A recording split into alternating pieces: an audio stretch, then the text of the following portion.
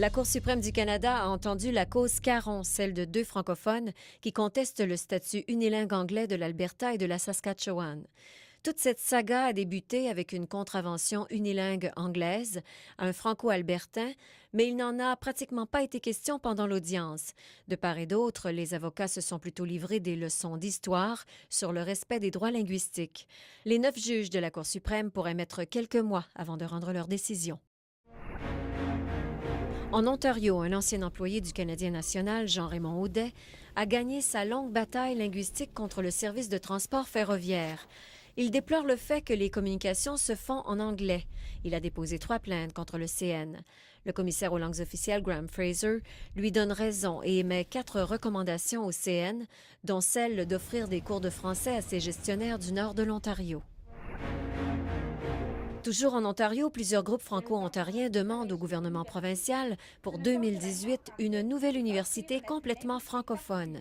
Mais les établissements bilingues sont réfractaires à l'idée d'une université franco-ontarienne. Ils craignent de diluer des ressources déjà limitées. Le gouvernement ontarien n'est pas opposé au projet. Au Manitoba, la municipalité rurale de Montcalm n'a plus de médecins depuis le mois de septembre. Les autorités municipales s'impatientent. Elles se disent prêtes à engager un médecin unilingue anglophone. Santé en français souhaite que les services en français soient préservés et suggère plutôt d'engager une infirmière praticienne bilingue plutôt qu'un médecin anglophone. Toujours au Manitoba, la division scolaire Louis Riel, aux prises avec des problèmes de surpopulation dans ses écoles, propose des changements dans 3 établissements d'immersion pour l'année scolaire 2015-2016.